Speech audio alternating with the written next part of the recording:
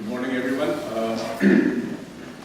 My name is Suhail Akhtar, and I am, well, a bit about my background.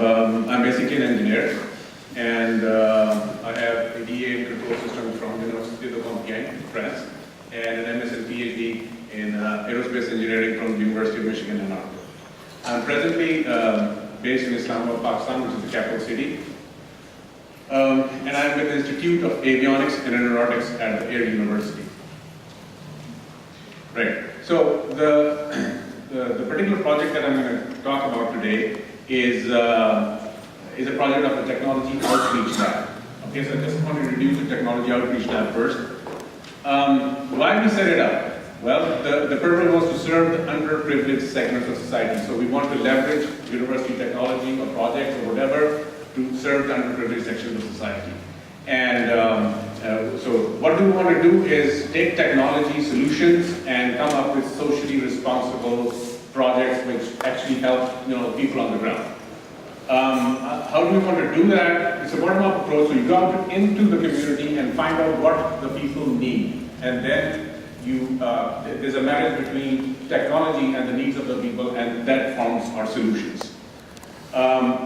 We have a long-standing strategic partnership with NI. In fact, we have a sort of a technology mediation center set up in the Air University, where we have NI people, the good NI people, to help us with the solutions that we are doing. The main force behind this is Dr. Nadeem Naharasa. You see him there talking to graduate students. So this is the Technology Outreach Lab. And this particular initiative was only started in the month of February this year. And our first project that this lab did is what I'm going to talk about. Okay, and it relates to a rugged telehealth system. Okay, so when you talk about health, I think there are two basic constituents here. One is access to clean drinking water, and the other is access to your basic medical care. Right? So 50% of the population in Pakistan, unfortunately, does not have access to clean drinking water. And that's a huge problem. So access to clean drinking water and basic medical care impact all other sectors of society. Right? So if somebody's sick, he's not going to go out and work in the field. So you affect agriculture, you affect economy, life expectancy, so on and so forth. Right?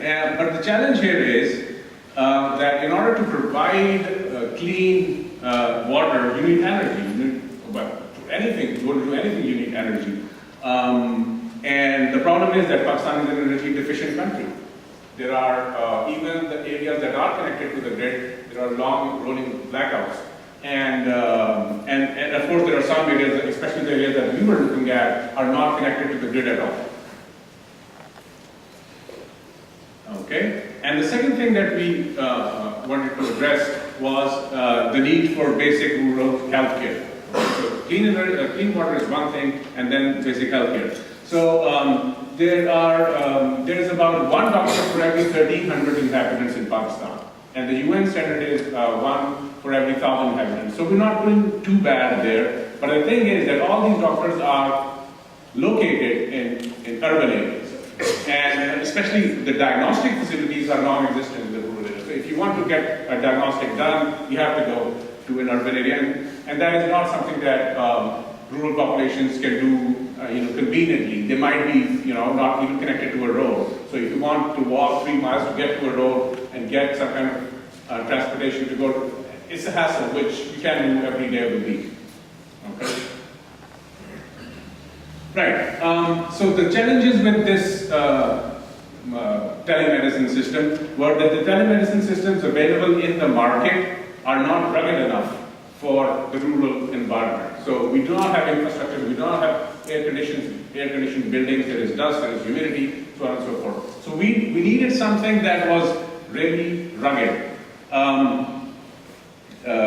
And of course, the second aspect is that if you get a commercial telehealth system, you do not have room for expansion. So if I want to add a new diagnostic, if I want to add a new test, then it doesn't allow me to do that. So we wanted ruggedness and expandability. Okay, so talking about the solution now. First of all, for the water. We talked about energy and electricity. So Robert talked about electricity for China and India in the morning. And where does that come from? All the processes on Earth are driven by energy from the sun, right? In Pakistan, we have an average energy density of 5.5 kilowatt hours per meter square per day, right? And that is a lot of sunshine, okay? And we wanted to use that in order to power the processes that we wanted. But the weak link, as somebody else pointed out here before me, is the storage, right? So batteries are expensive.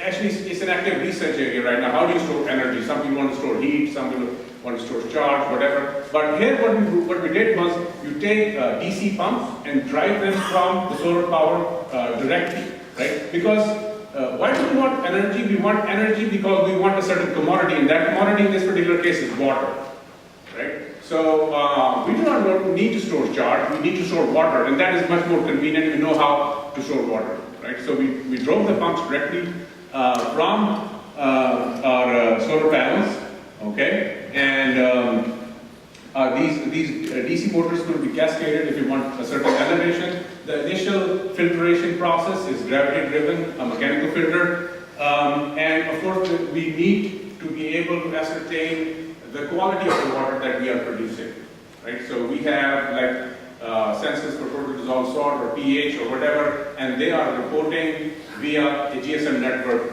So somebody knows what the quality of the water that the filter is producing is. Right?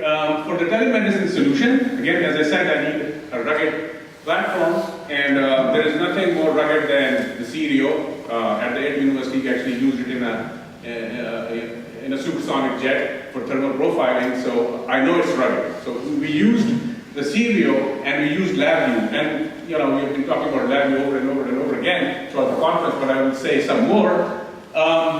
So there's ease of programming, there's tight integration with the hardware.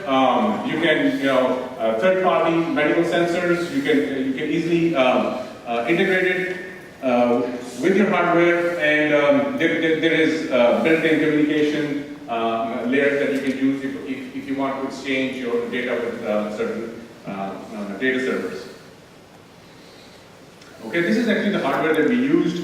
You have your GSM modem, your interface, the Stereo, and the DAC card, and then the different biomedical sensors. Okay, and the same hardware we were able to use for both. When I say same, I don't mean exactly the same set, but a similar set for the water solution and for the telemedicine solution. Right, so use 100 panel solar power and and the power consumption for our telemedicine system is 25 watts. For the DC motors, it was about 50 watts. Right, and the software design is essentially because we use the customizable biomedical software startup kit from NI.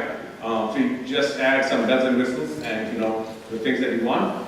It has a lot of stuff already built into it, so you're not actually sending all the data that you're gathering through your biomedical sensors, but only the relevant parts of it. Hardware variability, the P-wave, T-wave, QRS complex, these are the things that a physician would like to see.